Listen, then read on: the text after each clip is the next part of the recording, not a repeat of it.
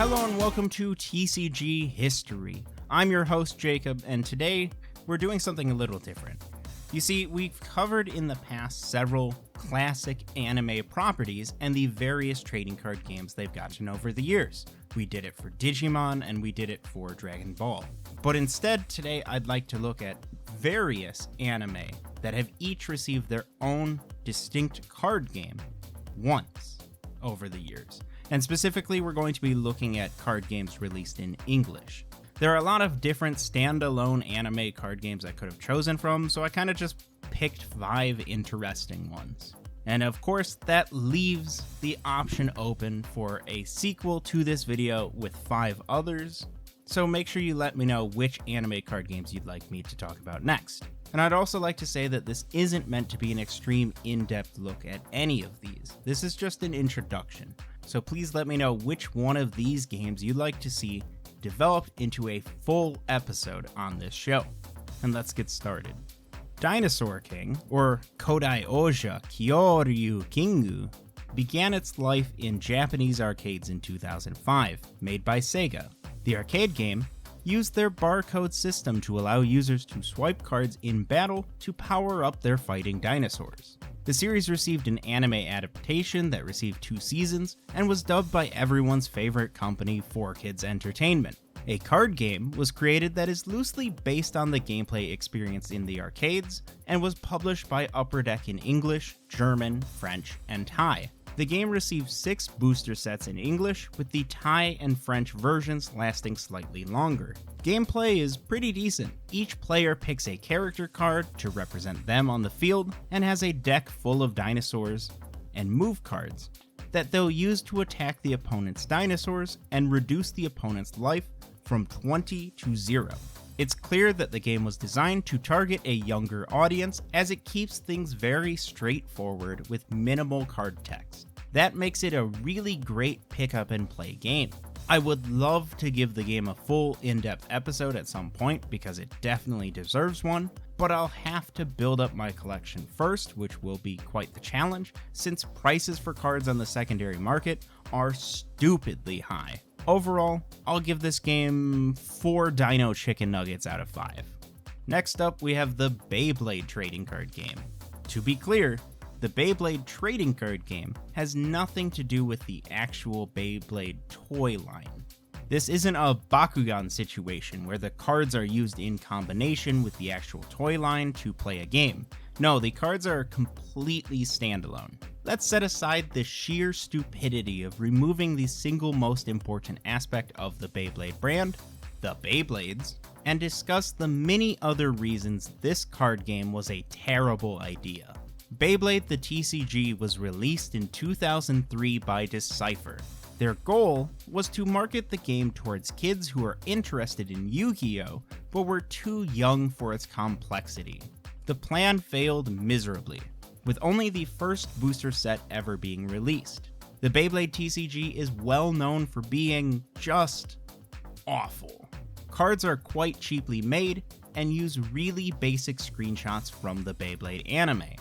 The game had 2 game modes, a simple game mode that required no reading of card text at all, which was just the card game Uno, but worse, and the advanced mode, which was Uno with card effects. It's not good.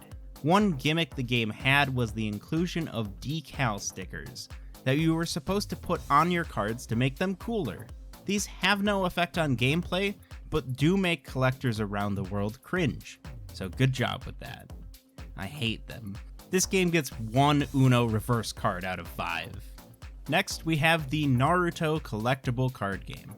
Oh boy, how do I summarize the entire 7-year run of the Naruto CCG in just a few minutes? Well, it's going to be hard, but I'll do my best. The Naruto CCG was published beginning in 2006. It had seen widespread success in Japan before Bandai made the decision to release the game in other languages. With its release came widespread shortages, as Bandai had not predicted the game succeeding in the Western market, and they did not yet have a major presence in the West with card games. The game was a smash hit, developing a healthy competitive scene and remaining one of the most popular card games on the market for its entire life. even despite fan frustration due to the English release being severely behind the Japanese release. Helping the game's success was that it wasn't just a game thrown out to leech on the success of its parent's IP. No, this game is actually good. The game did experience many changes over the years, but fundamentally it's about playing ninjas to the field and supporting them while attempting to complete missions faster than your opponent. One of the game's biggest strengths is just how much depth there is to gameplay.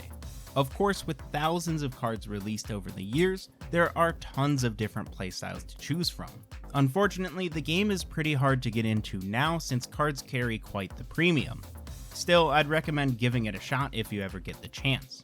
There's also the support that fans have given the game since its discontinuation, including quite a few fan-made sets that are as good, if not better, than the official releases. It's clear this game is still very much loved. I give it 5 delicious bowls of ramen out of 5. Alright, from one popular Shonen Jump franchise adapted to a TCG to another, this time One Piece. The One Piece card game first began in Japan in 2002. It was reasonably popular in Japan, lasting 3 years with 18 sets released. The game was exported to English by Bandai in 2003 to capitalize on the release of the English dub of One Piece. Unfortunately, the infamously bad 4Kids One Piece dub didn't exactly sell many booster boxes, and the English game received just 2 booster sets. The gameplay of the One Piece card game is okay. It's definitely very flavorful to One Piece. You start the game with a 32 card deck, and each player plays up to 1 captain and 2 comrades to the board before the game begins. The object of the game is to destroy all of your opponent's life cards or deck them out, which is pretty likely since players' decks will contain just 18 cards after a mulligan. The game is built around the incredibly small deck size, but it's not a mechanic that I'm a fan of. The overall gameplay is quite simple, with card text kept to a minimum. I don't think there's anything particularly special about this game, but it's competent, I guess. Overall, I'll give the short-lived English game 2.5 censored guns out of 5. Last up for today is something a little different. We've talked a lot about popular shonen series today, so let's talk about one of the most iconic shoujo series instead, Cardcaptors Sakura. Cardcaptors Sakura was a popular series that aired in Japan from 1999 to 2000. It featured a mix of romance and action in a slice-of-life setting. The show's protagonist Sakura had to balance day-to-day life with hunting down Clow cards, cards with unique magical powers. The show was adapted in English as Cardcaptors, a heavily edited version meant to appeal more to the young boy demographic that removed many slice-of-life and romance themes to focus more heavily on the action of characters fighting over Clow cards. This is the version that Upper Deck would adapt into a card game. The Cardcaptors card game is interesting. Cards themselves are extremely simple, with only a single stat on each card.